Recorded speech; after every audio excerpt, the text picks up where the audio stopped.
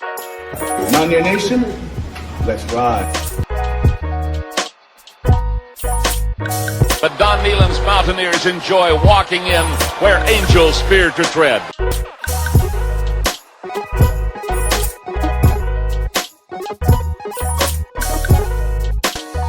As the hills of West Virginia resound with the sounds of WVU Football.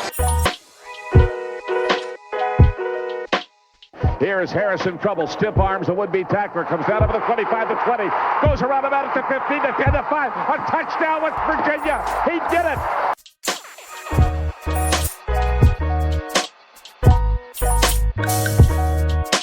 Takes the Slater one-on-one with the defender. Look at Pat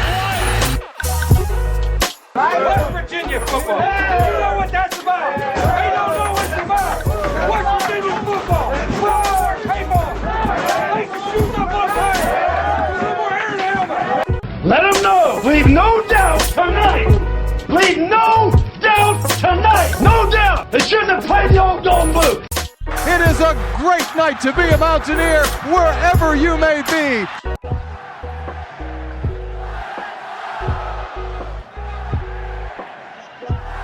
And now, the show brought to you by Mountaineer fans for Mountaineer fans, the Country Roads Webcast. What's going on, Mountaineer Nation? Welcome into Season 6, Episode 164 of the CRW podcast here as we recap the game against Duquesne and provide a little bit of our reactions and thoughts from it. I'm going to get into those momentarily. Then we'll dive in on some numbers from the game, take a look at the team stats and the individual player stats from Game 2 of the 2023 WVU season. And then we'll close out the episode by looking around the conference at some of the other action that took place in Week 2 throughout the Big 12 and taking a look at those scores and giving some thoughts there as well. And we'll keep it pretty brief for you guys here. Try and always do that on these review and reaction episodes, not have them run quite as long as our preview and predictions episodes. I know you guys are probably looking forward to that one coming this week because we know who West Virginia's got this week.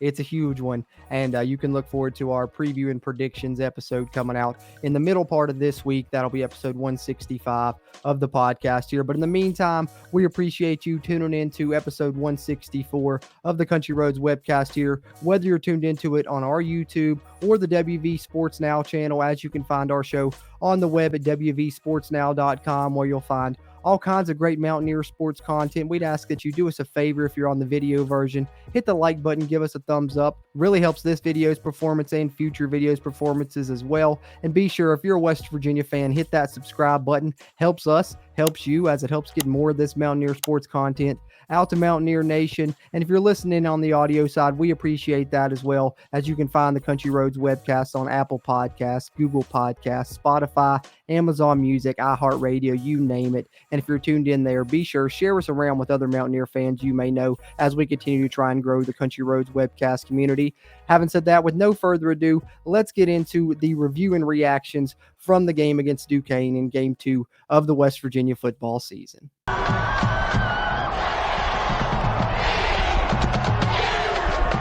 All right, Mountaineer Nation. Like I said, I'll try and keep my thoughts brief here, but just want to give you guys my reaction before we take a look at the numbers here. As you well know now, West Virginia defeated Duquesne 56-17, and to me, it was definitely a tale of two different teams for West Virginia, pre-weather delay and post-weather delay. And of course, the team that came out post-weather delay really looked a ton better. And like I said, it was a night and day difference for this ball club. Came out sluggish, kind of lackadaisical in that first half. I know a lot of people were talking about, well, I'll say first half, like I said, it's actually pre-rain delay and post-rain delay, with the rain delay coming after about a quarter and a half of play. I think it was about 8 minutes left in the second quarter when it happened. And so then it was an hour and 52-minute rain delay from there.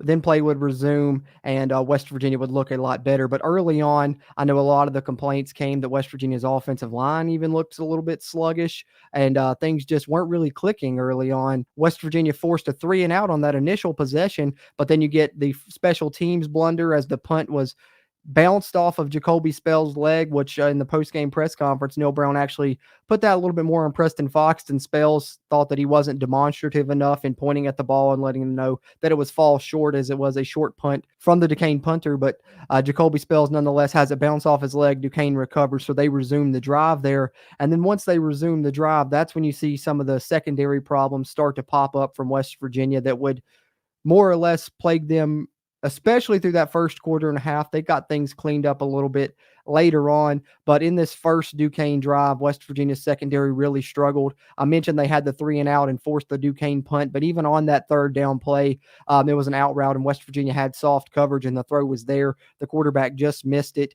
He wouldn't miss it coming up once they resumed the drive on a third down. He would hit that play, and then they would go deep over the top for a 38-yard touchdown, on which DJ Powell beat the cornerback Andrew Wilson-Lamp for the Mountaineers. And honestly, he was so far behind the defense that the throw was underthrown, but he had enough time to wait on the pass, still catch it, and get into the end zone. So that just kind of shows you in a nutshell the kind of day the West Virginia secondary was having, especially, like I said, pre-weather delay there. And Andrew Wilson-Lamp, I think he's a kid with a bright future. We know he's got the speed. He has the athleticism. He came in as a wide receiver. They transferred him over to the defensive back room, and it's taken him a couple years to get into the playing shape where they felt like they could count on him to play some. And he worked his way into the part where he was a starting cornerback for the Mountaineers for these first couple of games. So definitely don't want to knock on him too much. I think he has a lot of potential, but as I said in the player grades video, sometimes it's just not your day. And Andrew Wilson-Lamp took a seat for West Virginia after this first drive, and Malachi Ruffin came in at the other cornerback position opposite Beanie Bishop, and I thought that the play improved a little bit in the secondary there. I know it still left a lot to be desired overall, but Malachi Ruffin broke up a deep ball later in the game, thought he did some nice things there, and he's really continued to improve throughout his West Virginia career. But the lone bright spot in the cornerback room, of course, was Beanie Bishop. I think, he did give up a couple of plays still yet, but to me, he's been the lone West Virginia corner that's shown the ability to press up and get physical with wide receivers. And also, he went up and even high-pointed a pass. He had got beat on a little bit initially. The receiver was behind him, but he had the speed to catch up. And not only did he catch up, but he went up, high-pointed the ball, and got an impressive over-the-shoulder catch interception for the first turnover of the year that West Virginia forced this season. And they would force another interception later in the game when West Virginia had some of their second and third stringers in. They had safety Avery Wilcox there back on the back end that got the interception and had a nice 34-yard return there on that interception as well. But true freshman Ben Cutter provided the pressure on the quarterback that led to that interception. So that was nice to see some youngsters there. But wanted to mention both those plays because I thought that was the positive you can look at defensively on a night where a lot of people took away negatives from the West Virginia defensive performance, and rightfully so. I'm not saying that you shouldn't, but hopefully the secondary continues to improve. But if they are going to be a secondary that, is bend but don't break and has given up loose coverage like we've seen, which I expect that to change coming up this week, and Neil Brown mentioned that they've worked on some things to change that. They just didn't want to divulge that and reveal it to Pitt ahead of the week that they're about to face them, so Pitt could game plan for those things. So they kind of kept those close to the vest, and hopefully they're going to break it out and we'll see improved secondary play. But having said that, if West Virginia's secondary does continue to struggle, the one area where they can make up for that a little bit would be to be opportunistic and force some turnovers. That's what hurt West Virginia last season, because not only were they bad in the secondary, but they were not opportunistic. They did not force hardly any turnovers. You only forced 10 turnovers total last season, 6 fumble recoveries, 4 interceptions. So looking here at this year, it certainly looks like that's set to improve.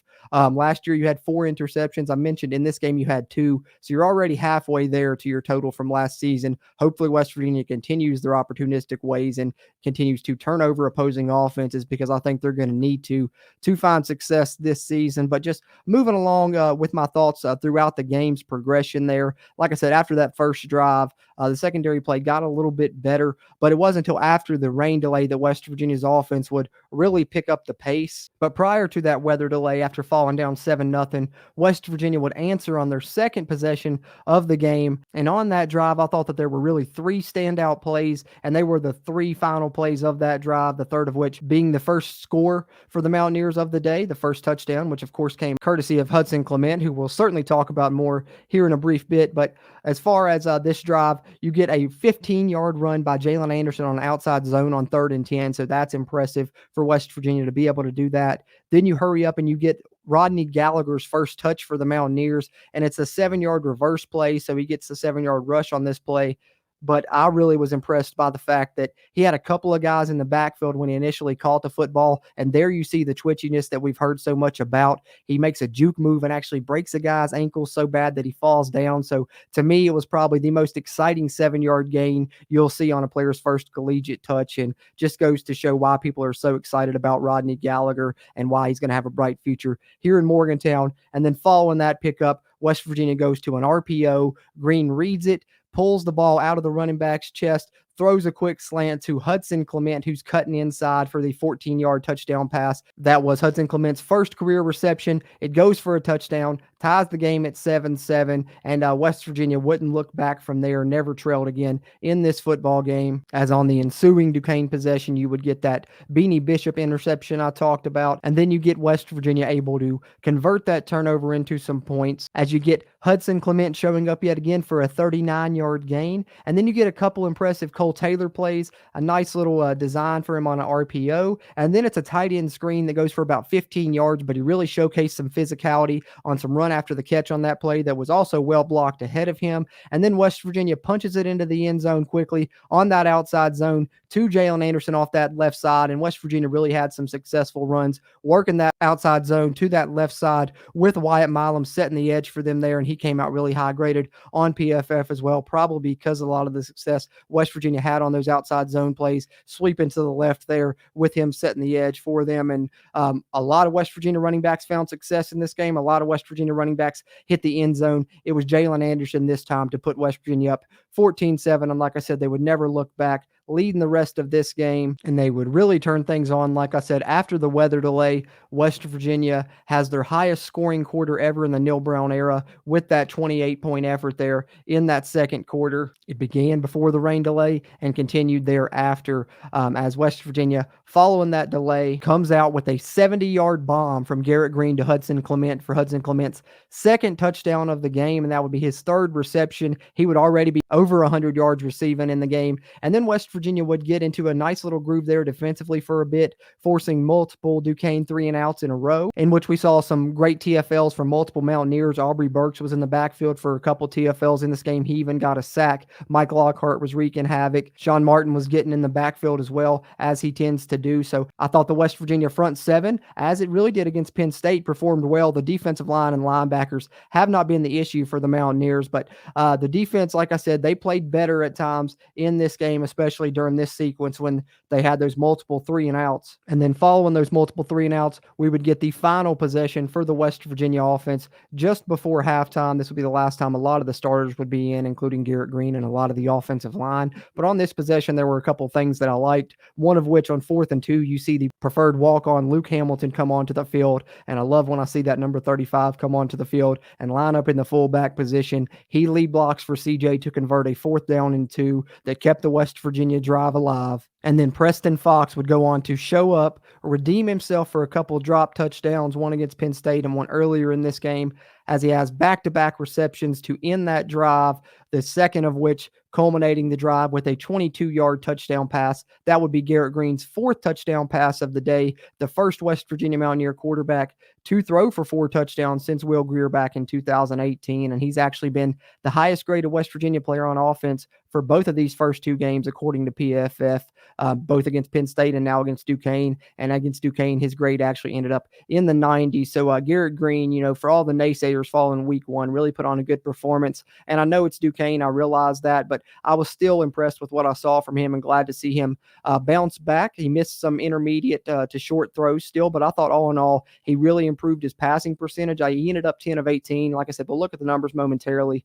but I thought he really could have had 3 or 4 more completions, as he had a couple of drops, and that's one of the negatives for West Virginia that continues to pop up its head is receiver play. I thought you found a secondary receiver maybe in this game in Hudson Clement, as Devin Carter and Traylon Ray were out for this game, and he found out he would start just minutes ahead. But some of the guys that you were hoping to help you this season, some of those JUCO guys returning, had a couple of drops that were costly in this game. They're going to really need to step up moving forward, and maybe some of the receivers coming back from injury can make plays moving forward for West Virginia as well. But I liked what I saw overall from Preston Fox and Hudson Clement in this game, and I think they're guys that are going to continue to contribute, as they are both now former preferred walk-ons, as Hudson Clement was awarded a scholarship immediately following the game in the locker room after this one. So that would be the final drive for the West Virginia offense there, as the Garrett Green to Preston Fox touchdown pass put the Mountaineers up 35-10.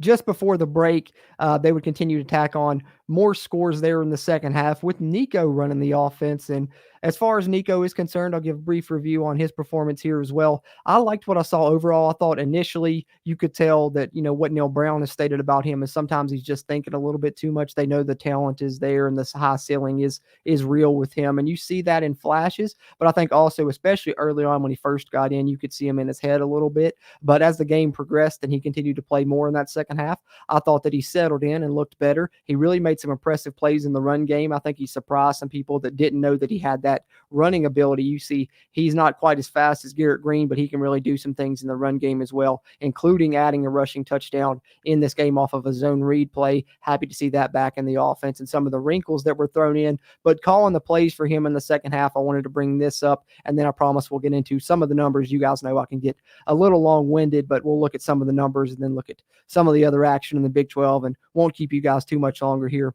on episode 164, but appreciate you guys being here. But in that second half, you saw offensive coordinator Chad Scott call the plays for the Mountaineers, and I thought that was interesting. Seems like Neil Brown continues to try and let him develop his skills in that area, and I think that that's a great sign that maybe in the future, if Neil Brown stays around at West Virginia, we'll see how the rest of this season pans out and what happens there with this coaching staff. But if so, I think Chad Scott, I've professed it here, as many others have throughout the offseason as well, following his promotion, and even before that, that he was one of our favorite assistant coaches on the staff, and I love what he's done with the running back room. Can't argue with the results there in recent seasons and how deep that group is right now. So love Chad Scott and hope he continues to get more chances to call the plays. Thought we saw some exciting things from his play calling there in the second half, maybe a little bit more innovation. Maybe he's going to add a few more wrinkles, and maybe they'll continue to mix it up there. In the past, they've done that behind the scenes and they won't let you know about it, that someone else is involved in the game planning and play calling.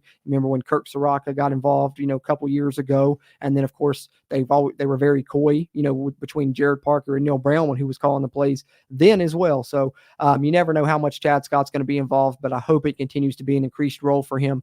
Liked what I saw overall in the second half from the Mountaineers on offense, and I love the type of game when you get ahead like this and get to see some of those youngsters get involved, both defensively and offensively. You saw, James Hurd in the game on defense. He's a guy that I think has high potential at that bandit position. You saw a lot of the young secondary players get in. Mentioned Avery Wilcox's interception, and that was great to see, because if you remember, Dante Wright calling out that he would drop a couple throughout camp, gets this opportunity in the game and doesn't drop it, makes a play and makes a big return. So love to see that from a walk-on player that may be counted on throughout the season for West Virginia, depending on how things go at that safety position. Hopefully Marcus Floyd's able to find his way back from injury and contribute for this team moving forward there, as West Virginia's still only been able to play 3 safeties mainly across those 2 positions, save for this game when Wilcox and some others got involved in the action late. But then offensively, like I said, you get Nico in, but you also get a look at some youngsters there. You get DJ Oliver in the backfield, the running back we've talked about, 5'10", 240, but with good speed. Love his running style. It looked really tough out there. He got into the end zone. So every player that's carried the ball for West Virginia this season has gotten into the end zone, except for Rodney Gallagher, who got that one carry on the reverse. You've got, 5 or 6 now different Mountaineers that's got a rushing touchdown: Garrett Green, Nico, Jalen Anderson, CJ, DJ Oliver, and Jaheim White. So 6 different Mountaineers already scored a touchdown on the season rushing. So that's good to see. When we've talked about this deep backfield, it indeed appears to be real. And speaking of youngsters, shout out to Jaheim White. Talk more about him in the numbers. But having said that, that's kind of my overall thoughts in regards to this game against Duquesne. Overall, like I said, wasn't pleased with what we saw before the weather delay, but post-weather delay, thought the team really performed a lot better, looked a lot better. And I know people don't like the term trap game, but let's be honest here, guys. If we know and we're looking ahead, we know what's coming up with Pitt. You don't think that these players and coaches know that as well? You don't think that these guys have heard all off season, you got to beat Pitt. Are you going to beat Pitt? Hey, you guys need to beat Pitt. You know how important this game is. Things like that. They've heard that. They know what's coming up. They know who's next on the schedule as well. So they'd never admit it, but maybe they were looking a little bit ahead prior to that weather delay, and that weather delay actually ended up being a silver lining for us, allowed them to wake up, come to their senses, and show Duquesne that they were a little bit overmatched with the FCS versus Power 5 discrepancy there, and love to see West Virginia come out on the winning end victorious. That's the main thing, moving to 1-1 overall in the season. But having said that, gotten enough of my thoughts. I always ramble on too long, probably for your guys' liking, but that's why I put the timestamps in the video description there. You can fast forward straight to the numbers and the Big 12 stuff if you want to. But having said that, let's take a look at the numbers in this one as we take a look at the team stats and individual stats for the West Virginia Mountaineers in Game 2 of the 2023 season.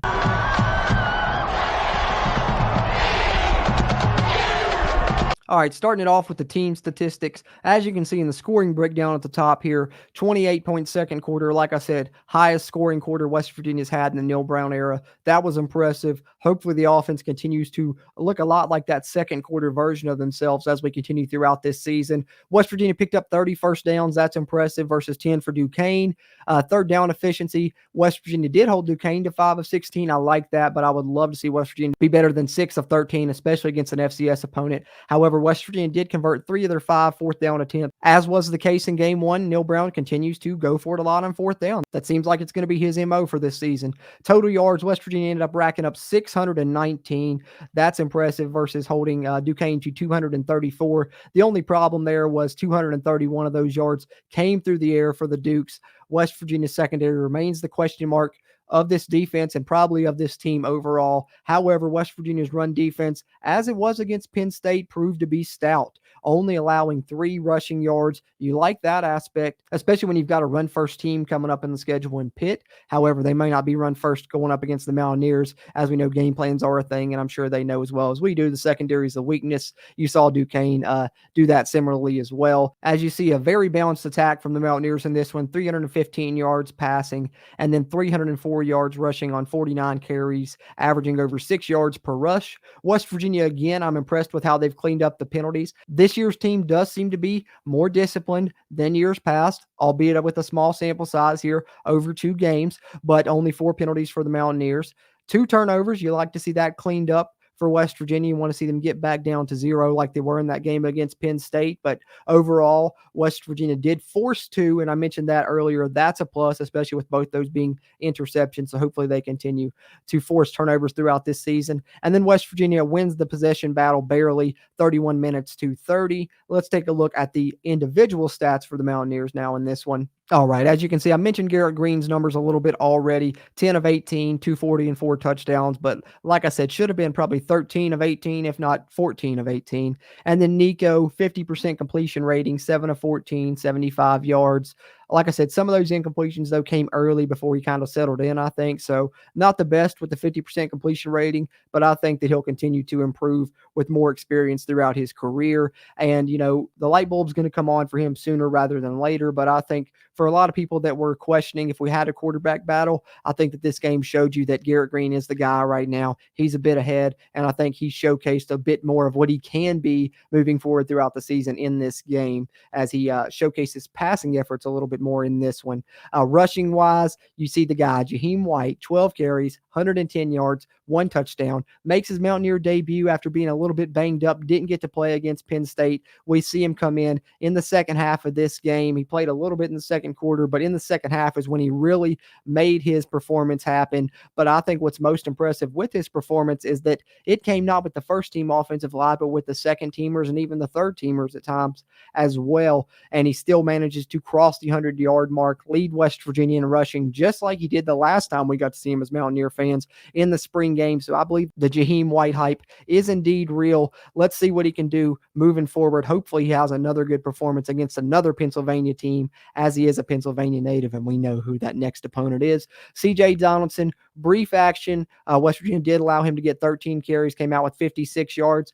Scared me a little bit, got banged up on the shoulder a little bit at one point in this game, but came back, so he's all right. We know that moving forward now. And then his cohort, Jalen Anderson, 4 carries, 38 yards. Liked what we saw from him. Didn't give him a ton of action in this one, but like I said, don't really need to. I thought giving Jalen Anderson and CJ a little bit of a break and seeing what these young guys could do was a great decision. But Jalen Anderson still comes away with the rushing touchdown. And then DJ Oliver, talked about him a little bit briefly there a minute ago. 10 carries, 38 yards, and a touchdown. Very strong runner. And then the 2 quarterbacks, Nico did get the rushing touchdown, like I said, 4 carries, 22 yards. And then Garrett, 5 carries, 33 yards. And I mentioned Rodney Gallagher's 7-yard rush. And then receiving, here's where we get to see Hudson Clement, 5 catches, 177 yards, 3 touchdowns. Only other West Virginia Mountaineer receivers to ever have 175 yards and 3 touchdowns in a game are Tavon Austin and Stedman Bailey.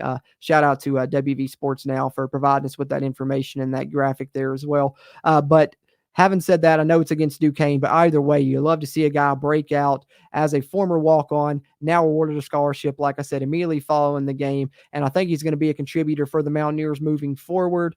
Probably going to switch over to that other side where he can get onto the field quicker at the X spot and maybe play behind Cortez Braham there. And who knows, maybe compete with him for some snaps with how much he's outperformed Braham thus far through this early part of the season. But either way, I think he's going to be a contributor on the outside for West Virginia with Devin Carter and Traylon Ray potentially coming back at the Z. I think he'll flip over to the other side of the X, like I said. But Hudson Clement's carved out a role for himself moving forward throughout this season, as has Cole Taylor, as we expected him to, coming in as the LSU transfer, 6'7" tight end. I think he's going to be an awesome pass catching option for the Mountaineer offense this season, and probably going to put up better tight end numbers than we've seen in recent history at West Virginia when it's all said and done this season. Great numbers in this one, 3 catches, 55 yards. Talked about a couple of those plays there when I was breaking down my thoughts. Preston Fox, 2 catches, 34 yards, and does get into the end zone. You get the walk-on CJ Cole with 2 catches, 17 yards. Rodney Gallagher's first career reception and only reception in this game goes for 12 yards, but it was as impressive as the reverse was.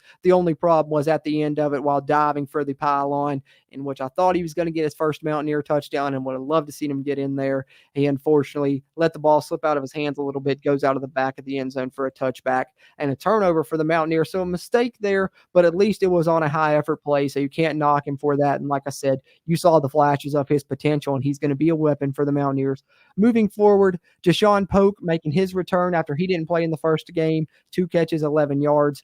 Jaheim White, 1 catch, 6 yards out of the backfield, and Cortez Braham, 1 catch for 3 yards. Defensively for the Mountaineers, had a lot of tackles for a loss in this game, and I thought yet again Tomiwa Durajay stood out. I've got to mention him because I think moving forward, he's going to be a force to be reckoned with. You see, in this game, 1.5 sacks, 1.5 tackles for a loss. So on the season, Tomiwa Durajay has 2.5 sacks in 2 games, and in those 2 games, he's only played 25 snaps. So that just shows you how impressive he's been and how much of a force he's been in what little action he's seen, and hopefully he continues to see more action and continues to wreak havoc in the backfield of opposing offenses as he's done through these first 2 games. Like I said, 2.5 sacks in 25 snaps. Very impressive from the redshirt freshman Tomiwa Durajay that transferred in from Kentucky. He's definitely going to be a player throughout his West Virginia career and someone we're going to be talking about moving forward here over the next few years of Mountaineer football probably. But speaking of this game specifically, joining him picking up tackles for loss were Jared Bartlett, who had 1.5 tackles for loss and a sack of his own. Great to see the bandit position producing there in this game, and hopefully Bartlett continues to do that this season. Mike Lockhart, like I said, he got in the backfield a lot, disruptive from his nose tackle spot. 1.5 for loss for him. A half tackle for loss each for Jaffa Veras and Trey Lathan. A tackle for loss from Fatorma Mulba, who ended up the highest graded Mountaineer on defense in this one. So that's great, as that's another reserve player you're continuing to develop as he's spelling Mike Lockhart at that nose tackle spot. Trey Lathan with a 1.5 for loss and provided several pressures. Jacoby Spells got 1/2 tackle for a loss. Hershey McLaurin with 1/2 sack. And then you got 1/2 TFL from Day Hawkins, who's been disruptive in his minimal action as well. You saw Zakai Lawton get into the game for the Mountaineers in this one, get 1/2 tackle for a loss. And then a couple youngsters that got in late for the Mountaineers, freshmen, and both of those guys being Christian Stokes and Orion Fisher, who both had 1/2 tackle for a loss. And then Caden Beiser also picked up a TFL in this football game. And then we mentioned the interceptions as they came, one from Beanie Bishop and one from Avery Wilcox. Avery Wilcox returning his 34 yards. And then, of course, as you look at West Virginia special teams, that's one thing I didn't mention in my thoughts that I wanted to bring up. Thought Oliver Straw looked good on his lone punt. He was banged up a little bit. Looks like a sprain. Hopefully he's able to return. If not, maybe Leighton Bechtel's able to do some good things. But Oliver Straw with at least 3 punts down inside the 20 in these first 2 West Virginia games. Might be more, but I know there's been at least 3 that I remember off the top of my head. Michael Hayes continues to hit all of his extra points, and I thought both kickers, Michael Hayes and Danny King, did a great job on kickoffs. I know that seems silly, but West Virginia's really struggled to get touchbacks on kickoffs. They had multiple in this game and looked like they had good hang time on those kickoffs as well. So overall, it's been good special teams play for the Mountaineers this season. The one blunder came in this game, and we mentioned that with the muff there, if you can call it that, I guess, as the punt bounced off Jacoby Spell's leg. But all in all, I think special teams continues to be a strength for the Neil Brown coaching staff, and hopefully West Virginia continues to have good play there moving forward. But there's a look at the numbers for the Mountaineers in this game against Duquesne as they come out on top 56-17 with the victory to move to 1-1 on the season. So there's our thoughts and a look at the numbers overall for the Mountaineers. That'll wrap up our thoughts, I guess, from what was the home opening game for the Mountaineers of the 2023 season that took place in week 2. But speaking of week 2, let's take a look at how some of the other conference teams performed as we take a look around the Big 12 at some of the results from week 2 of the season.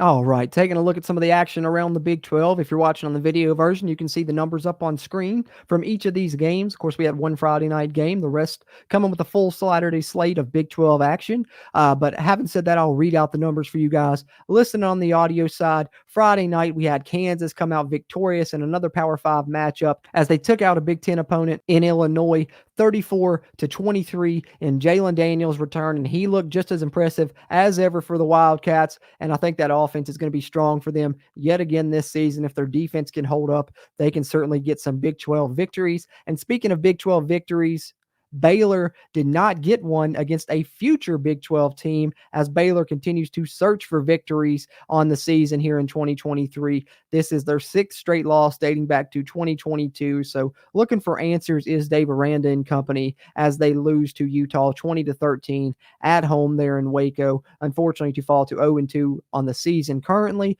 but Kansas State continued their winning ways. The reigning Big 12 conference champions have looked impressive this season, and yet again against the Troy team that has been strong last season and is believed to be pretty competitive again this season.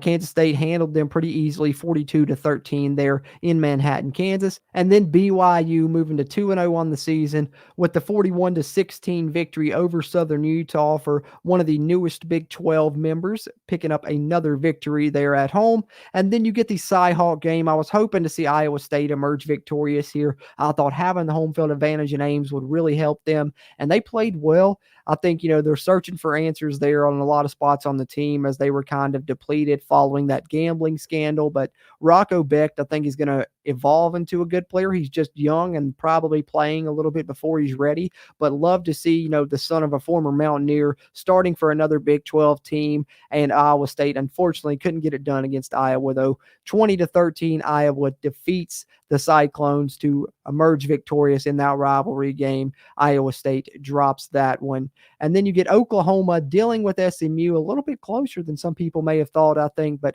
Oklahoma nonetheless comes about on top 28-11 over SMU there in Norman. We know about the Mountaineers game. We've covered that now. And then, of course, how about Pittsburgh? They're going to be coming off a loss heading into this matchup with West Virginia as Cincinnati goes on to the road there in Heinz Field/Acrisure Stadium and defeats Pitt ultimately 27-21. Believe they jumped off to a pretty good lead there. Pitt clawed their way back into it, but wasn't able to come back and secure the victory. Pittsburgh coming off a loss, West Virginia coming off a win. Going to be a probably motivated Pitt team, but West Virginia has plenty of reasons to be motivated themselves. And if you can't get up for this game, there's something wrong with you. So I think we're still going to be looking at a good matchup, despite the fact that Pitt showed some deficiencies. We know the Mountaineers have their own deficiencies as well. So looks like a good matchup in this backyard brawl upcoming, and I cannot wait. Excited to get things going. Like I said, we'll have our thoughts on that coming later in the week, but Pitt loses to Cincinnati here. So the new Big 12 team, Cincinnati, getting the big road win against another Power 5 opponent. And then Rice beating Houston in double overtime. Rice actually jumped out to a big lead in this game. Dana Holgerson's defense looks like it's going to be in trouble this season. They really struggled. JT Daniels, now the Rice quarterback, if you didn't know, bounced back from a tough week 1 performance against what we now know to be a very strong Texas team, and he bounced back in a big way, going for 401 yards and 3 touchdowns as Rice pulls off the victory at home against another Big 12 newcomer in Houston. And Dana Holgerson's seat is probably getting a little warm there for the Cougars. And then you get Texas Tech putting on a much better performance than they did in week 1 when they lost to Wyoming, giving Oregon all they wanted there in Lubbock. But ultimately, a high-ranked Oregon club's able to come out on top with the 38-30 victory there in Lubbock over Texas Tech. And then you get UCF going down to the blue turf there in Boise. Tough place to play. UCF, I think, looks like one of the best, if not the best, of the 4 newcomers coming into the conference. I'm a Gus Malzahn fan. I professed that in the past. I like their offense, but in this game, they showed some strong defense as well, and that they could win another type of game if they need to, coming out on top 18-16 over Boise. Then you get TCU against Nichols coming out victorious, getting back on the winning side after getting upset in week 1. 41-6 victory here in week 2. And then you get Oklahoma State heading out to the West Coast, beating Arizona State 27-15. Second straight game in a row. The Cowboys have played 3 different quarterbacks, so bit of a carousel going on there, but Oklahoma State and Mike Gundy's finding a way to make it work as they still find a way to defeat Arizona State, get a Power 5 victory there, 27-15. And then last, but certainly not least, save the best for last. How about Texas? You know, you're going to hear a lot about Texas's back this week, I bet you, but rightfully so after the performance they put on. It's tough enough to go into Tuscaloosa and get a win there at Alabama on the road. Not only do they do that by 2 scores, a double-digit victory there, 34-24 over the Crimson Tide. Quinn Ewers and company look really good there for the Texas Longhorns, who also this year appear to have a much stronger defense. And maybe this is finally the year that Texas not only has the talent, but also may have the chemistry and the right culture to back things up. Maybe Sarkisian has things where he wants them. That's certainly an impressive week 2 victory for the Longhorns in the game of the week here around the Big 12 as they defeat the SEC opponent. Another Power 5 victory for the Big 12 this week. Soon to be a conference game, though, but for now, we can chalk it up as a Big 12 victory, I guess. Maybe you don't want to. Maybe you already count Texas an SEC team, but I'm going to for the books because this season, they are technically. So in a future SEC matchup, Texas comes out over Alabama. So there's a look around the Big 12 at the results from week 2. We'll preview the week 3 action, like I said, on our Backyard Brawl preview and predictions episode releasing later this week.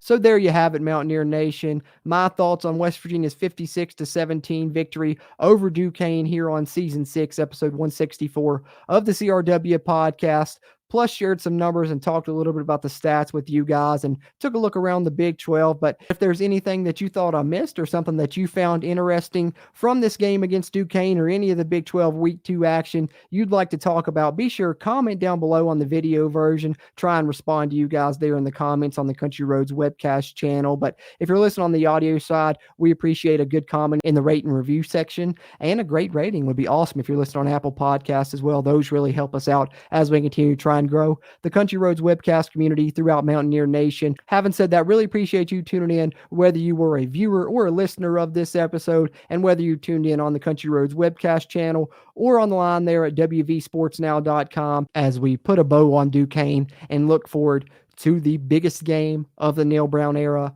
arguably the biggest game of the season, and one that we all through a Mountaineer Nation really need to see a victory in.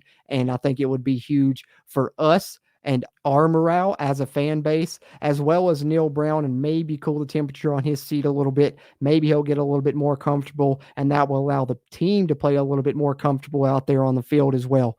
Who knows? But either way, I'm looking forward to it. It's going to be an exciting week. Tune into the Country Roads Webcast. We're going to have a lot of things to talk about this week. Be sure to check out our Backyard Brawl preview and predictions episode coming later this week. Appreciate you tuning into this one. As always, I'm Jordan Cruz, and until next time, let's go Mountaineers. If you really want to know, then come on, let's go.